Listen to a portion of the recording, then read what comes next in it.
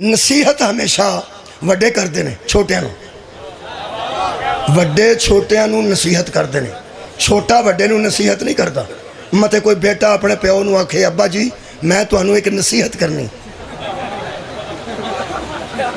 या पोतरा दादे नूं आखे बाबा जी तुहानूं मैं एक नसीहत ना करा, बंदे आखणगे तेरा कख ना रहा तू किहड़े काम लग। नसीहत वड्डे करते हैं छोटे नूं, नसीहत वड्डे करते हैं छोटे नूं। जेड़ा नसीहत करे वो वड्डा हुंदा है ते वड्डा ही नसीहत करता है। हुण पता लगे ही उन्होंने अकबर क्यों आंदे। शुक्रिया शुक्रिया। हमेशा बड़ा नसीहत छोटे को करता है। ए कुरान सब तो बड़ी किताब है, हर किताब तो बड़ी किताब है। इंजील तौरात ज़बूर तो भी बड़ी किताब है। ये नसीहत कर दी, नसीहत हमेशा वड्डे कर दें। हुण मैं समझाने वास्ते अर्ज कर लगा, हर घर कोई वड्डे हुंदे ही ने, एक अद्धा वड्डा बच ही गया हुंदा जी। वड्डे हर घर वड्डे वड्डे बैठे हो मेरे सामने, वड्डे बैठे, ये जिहड़े बच्चे बैठे तुसीं बैठे, ये बच्चे वड्डे जिहड़े ने नसीहत करते ही करते हैं। वो जिहड़े बाबे हुंदे ना घरां च वो काम नहीं करते, बस नसीहत ही करते। सुभान अल्लाह। बाबे तुहाडी क्या बात, तुहाडे तो सुभान अल्लाह जिन्ना एडा अच्छा सुने। बाबे नसीहत करते हैं, काम नहीं करते। जिहड़ा काम ना करता होवे, निरी नसीहत करता होवे, वो एडा चंगा नहीं लगता बंदे। भी बाबे नूं होर काम कोई नहीं, वो आंदे ने कोई मैनूं काम नहीं, मैनूं यही काम। क्योंकि बाबा ऐसी शै हुंदा घर विच, वो जान लग्गिया हर किसी नूं पुछदा कित्थे चले।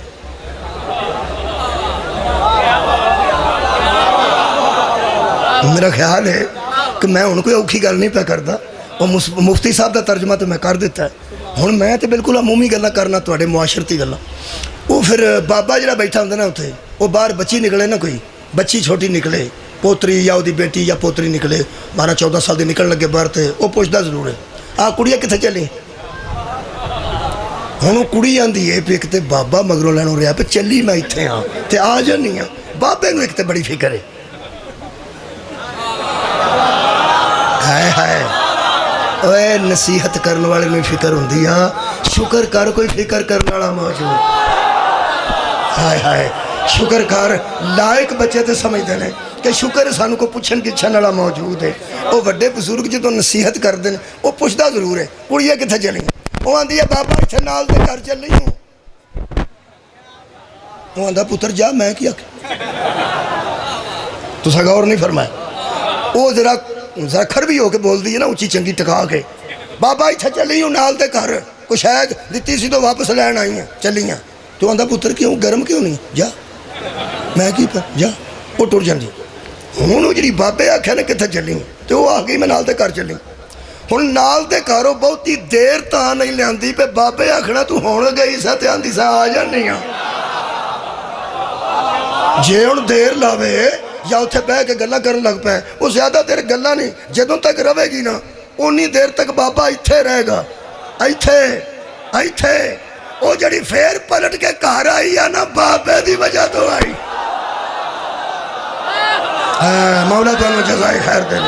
ਇਹਦਾ मतलब उस देर नहीं लाई। नसीहत वाला इत्थे रवे ना तो बंदा हदायत ही रहिंदा। बहुत शुक्रिया नसीहत करने वाला। 12-1 बजे मुंडा मोटरसाइकिल वाल होण लगदा ते बाबा बैठा, ओ किधर वो भी आंदा लै भी बाबा बैठा ही, इनू नींदर भी नहीं आउंदी, इनू नींदर भी नहीं आउंदी। हुण पता लगे लाता खुज़हू सिनातों वाला ना है, अल्लाह वो है जिसे नींद ही नहीं आती, ना उसको ऊँग आती है ना नींद आती है। वो मुंडा समझदा मैं निकलना सी, 2 मुंडे बाहर खलोते ने, मोटरसाइकिल उड़ानी सी ते नहर ते नहान जाना सी, एक बाबा लैके बह गए। और किधर, वो आंदा इत्थे ही। वो असा क्या इत्थे तो मैं, तू कित्थे, इत्थे तो मैं बैठा ना तो तू किधर। वो आंदा नहीं बाबा किधर भी नहीं। वो फिर उत्थे ही बह जांदा। गौर है तो बाहरले सौड़े पै हुंदे ने, वो बाहर जाता निरी मोटरसाइकिल तो बगैर, तो बाहरले अगों की आंदे ने मोटरसाइकिल, ओ बाबा वो बाहरले आवारा गर्द भी उस बाबे के खिलाफ हो जाते हैं। वो आंदे तुहाडे बाबे मरना कोई नहीं। वो की आंदा नलायक, नलायक की आंदा। वो आंदा असीं ते जी बड़े चिर दे इंतजार पे करते जे, कदी साडा भी बाबे का किसी मसीते ऐलान होगा ना कि इन्ने बजे जनाजा उठाया जाएगा, इन्ने बजे जाके दफन होवांगा। तैनूं एक गल दसां बच्चों, मैनूं भावें कल सुन आओ तो भावें ना आओ, जेड़ा हादी तो तंग आके उहदे मरन दा सोचे लानती हुंदा। मौला तुहानू जज़ाए खैर अता फरमाए। खैर हो तो आबाद और शाद रहे। जेड़ा नासेह तो तंग आ जाए, जेड़ा नसीहत करने वाले तो तंग आ जाए, तो वो मरन दियाँ दुआवां करे कि कदों ये मरदा है, वो तो वड्डा लानती कोई नहीं होंदा, अगों ही काम नहीं करना। लायक बच्चे तो आंदे ने शुक्र है यार सानू कोई नसीहत करने वाला है। तो नलायक की आंदे ने, वो आंदे ने इन्हें खोरे कदों मरना है। वो फिर बाबे की हज की दरखास्त मंजूर हो जाए, मैं नसीहत पे पढ़ना, मैं तकवा पे पढ़ना। जिदे अंदर बाबे का डर ही ना, ओनू मुतगी आंदे। सुभान अल्लाह, बहुत शुक्रिया किबला। जिदा वड्डे की इज्जत खैर हो, वड्डे की इज्जत की वजह तो वह डर होना, ये तकवा है, ये तकवा है। हुण वो बाबे की दरखास्त हज की मंजूर हो जाए तो बाबे की हज ते जाते हो। लायक की आंदे, लायक आंदे ने बाबा जी अल्लाह तुहानू सेहत नाल उत्थे खड़े ते सेहतमंद ही वापस आओ। तो जो बैतुल्ला जाओ ना, मैं एग्जाम दिता है तो बाबा जी दुआ करे। हाँ बच्चियां दी है बाबा जी मैं कुरान अद्धा हिफ्ज़ कर लिया, बाकी भी करनी है। तो जाओगे ना बैतुल्ला तो मेरे वास्ते दुआ करें। लायक बच्चे आंदे ने कि नसीहत करने वाले नासे नूं कि बजुर्गों साडे वास्ते उत्थे दुआ करना।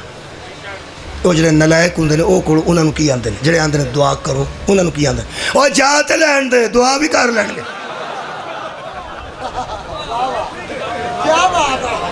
नलायक जिन्ने उन्होंने का दिल करता बाबा जाए तो फिर वापस ना आए तो असी आखिए सोने ने कबूल उत्थे ही कर लिया। कबर भी जनतुल बकीच बन गई ने, सीधे जन्नत टुर गए तो साड़ी भी जान छुट गई।